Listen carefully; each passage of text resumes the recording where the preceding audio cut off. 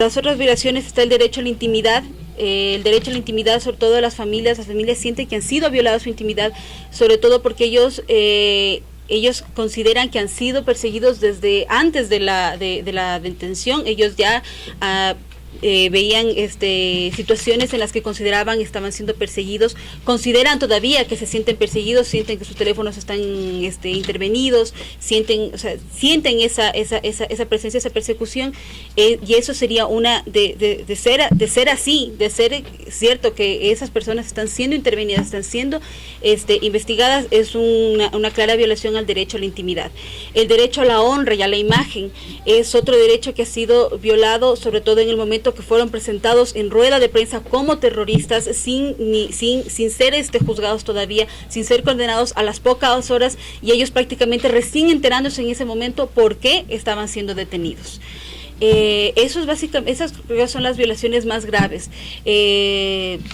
Básicamente estos son atentatorias contra no solamente la Constitución ecuatoriana que garantiza estos derechos, sino con tratados internacionales como el Pacto Internacional de Derechos Civiles y Políticos, la Convención Americana, entre otros. Les invito a que por favor revisen el informe, a que lo lean en su integridad y que le den mucho énfasis a los testimonios, porque este informe se ha hecho en base exclusivamente a los testimonios. Yo quisiera destacar 4 ideas sobre los detenidos en el caso de Luruncoto. La 1, la detención. Se los detiene cuando están reunidos en un local cerrado, bajo la acusación de actos de terrorismo. ¿Cuáles eran los actos de terrorismo? Primero, es inconcebible que quienes están en una reunión en local cerrado estén cometiendo actos de terrorismo. Y en segundo lugar, es inaceptable que en el informe que entregan los policías no se determine qué es lo que conversaron, qué actos son los que a juicio de ellos se cometían en ese local cerrado, en la reunión de este grupo de jóvenes que estaban en un departamento en Luruncoto. Es inconcebible que eso sean actos de terrorismo. Es inaceptable que la policía no especifique qué actos de terrorismo estaban cometiendo en el momento que los detuvieron, para acusarles de flagrancia, porque la flagrancia es que son detenidos cuando están cometiendo el delito o poco después de que han cometido el delito. Nada de esto se dice en la detención. En segundo lugar, los delitos de que se les acusa son actos de terrorismo, tipificados en una legislación fruto de una dictadura, incompatibles por consiguiente con una constitución democrática, como es la que estaba vigente a la fecha en que les detuvieron a los jóvenes de Luruncoto. Si los jueces son de garantías, como ellos mismos dicen, lo menos que pueden hacer es declarar derogadas esas leyes de la dictadura por la Constitución garantista que entró en vigencia en octubre del año 2008.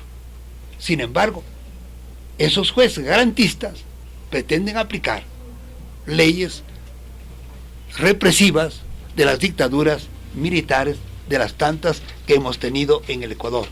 En tercer lugar, las condiciones de los detenidos. Primero, del informe que ustedes van a leer, encuentran que los detenidos están detenidos con detención provisional, están en compañía de condenados por sentencia ejecutoriada. Eso está prohibido por la Constitución, y bastaría que eso se compruebe, que eso se constate, y los jueces deberían establecer para declarar nulo todo lo que ha ocurrido durante este proceso con violación de los derechos de las personas. Y por fin, la desconfianza que los detenidos, los familiares de los detenidos y las organizaciones de derechos humanos del país tienen en la administración de justicia de ahora, no de la partidocracia, de ahora. Pese a la propaganda que sale por todos los medios de comunicación que estamos en otra época en la administración de justicia, pues en la administración de justicia de ahora, del gobierno actual, el pueblo ecuatoriano no tiene confianza, porque consideran que son jueces que no actúan conforme a derecho, sino que actúan conforme a las órdenes que reciben en contra de la independencia de la función judicial que ellos deberían defender y hacer respetar. Tengo conocimiento que Baltasar Garzón, en el informe que ha presentado como miembro de esa Comisión de Veeduría Internacional para la designación de los jueces, se alarma de que se apliquen este tipo de sanciones previstas en una legislación represiva de gobiernos dictatoriales bajo la vigencia de gobiernos que se autotitulan democráticos y por jueces que se definen como garantistas. Es decir, no solamente la opinión de los ecuatorianos, sino de la misma Veeduría Internacional que echa sombras sobre estos jueces de garantías constitucionales cuando aplican leyes que, a juicio de cualquier constitucionalista, deberían ser consideradas derogadas. Y eso lo dice así, y eso lo dice el artículo derogatorio o disposición derogatoria de la Constitución actualmente vigente. Esas leyes están derogadas por la misma Constitución del 2008. Un problema de negación de salud, que es por el hecho mismo de que hay una falta de capacidad, por ejemplo, para atender los casos de enfermedades que se han dado. Uno de los chicos se enfermó de varicela, otra de las chicas se enfermó con infección a las vías urinarias, cosas así, y no tenían medicamentos, no tenían cómo acceder. Algún caso, sí se ha dado un caso muy sui generis de alguien que pidió exámenes y por ahí alguno de los funcionarios le ha dicho, bueno, si estás atentando contra el Estado, ¿cómo esperas que el Estado te pague exámenes? Fue un momento brutal.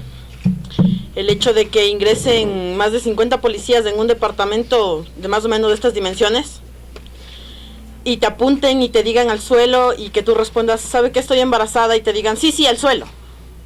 Y que te mantengan boca abajo en el suelo durante 2 horas, estando embarazada, con la desesperación, y que ni siquiera te digan qué pasa, de qué te acusan o para qué ingresan. Realmente fue muy desesperante. Después de esto estuvimos casi hora y media más de rodillas, en donde ya empecé a tener problemas por mi embarazo. Se me hincharon las piernas, se me hincharon las rodillas, empecé a exigir ya un doctor, y a pesar de la exigencia que hacía del doctor, el doctor llegó recién a las 3:30 de la mañana. Entonces realmente fue muy brutal, fue un momento muy angustiante, muy desesperante, tanto para mí como creo que lo fue para el resto de muchachos. Después de eso, el estar dentro de los calabozos de la PJ realmente fue otro momento muy, muy difícil. Ir allá y pasar toda una noche encerrada dentro de unos calabozos helados completamente y en mi estado. Entonces, en realidad sí hubieron muchos derechos violados. La desesperación en ese momento era muy grande. Éramos 10 jóvenes que en realidad hasta ahora no entendemos por qué somos perseguidos, por qué fuimos encarcelados. Y seguimos sin entender por qué el proceso sigue y por qué quieren juzgarnos. Vivo en la incertidumbre de qué podrá pasar mañana. No sé si mañana podrán alejarme de mi hija o qué podrá pasar. A raíz de la detención, los impactos psicosociales en las familias y en sus detenidos son generalizados, ¿no? A nivel de las familias hay un proceso de destructuración familiar que parte del hecho de contar con un ingreso menos, pero también de estar en medio de un proceso legal ilegítimo, infundado y plagiado de irregularidades, que ha devenido en que las familias presenten también trastornos psicológicos severos, especialmente los niños y niñas y los adultos mayores. En este sentido, el estado de salud también de los presos políticos postraumáticos que denotan sufrimiento mental severo, trastornos de ansiedad generalizada, se traducen a que las familias tienen síndromes de estrés postraumático debido a la brutalidad con la que se dieron los allanamientos y la detención, que han generado que las dinámicas familiares estén absolutamente trastocadas. Nosotros tuvimos una reunión, varias reuniones con el Comité de Defensa de los Presos Políticos, con los familiares, en donde conocimos del proceso y nos acercamos al proceso y miramos la urgencia y la demanda de que las organizaciones de derechos humanos nos convoquemos para respaldar, para acompañar y para denunciar todas las violaciones de derechos humanos y impactos psicosociales de un proceso pues injusto, ¿no? Nosotros esperamos que con la presentación del informe esto se lleve a la denuncia pública, al mayor apoyo ciudadano, a que este insumo pueda ser utilizado también durante el proceso legal como un insumo científico técnico que garantice también un proceso legal justo, y nosotros nos hemos comprometido a acompañar durante lo que queda del proceso a los jóvenes y jóvenes en todas las audiencias. De este tipo de atropellos, ¿no es cierto? Entonces, como ya se ha dicho, una acusación totalmente arbitraria, ¿no es cierto?, de terrorismo, y esa es la imagen que se proyecta en la sociedad y que va a afectar, ya está afectando sus vidas, pero a futuro va a ser muy difícil para ellos poder superar esa lacra. Entonces, ese aspecto personal, ese aspecto psicosocial, estragos psicológicos y socioeconómicos, pues van más allá del juicio como tal, ¿no es cierto? Y pensamos que es importante conocer el contexto de esta situación, porque, como repito, esos estragos van a perdurar en el tiempo. Es más difícil superar un trauma psicológico que un golpe. Entonces, eso sí nos preocupa. Creo que esta acusación lo que pretende es amenazar a otros posibles personas que piensen distinto del régimen. En el caso de los campesinos e indígenas, están reclamando su derecho al agua, su derecho a la tierra, es decir, son derechos que están reclamando. En el caso de estos jóvenes, ellos son dirigentes sociales preocupados por la situación del país, y se ponen a discutir naturalmente con una posición crítica. Ese es el problema. Es la posición crítica la que no se admite.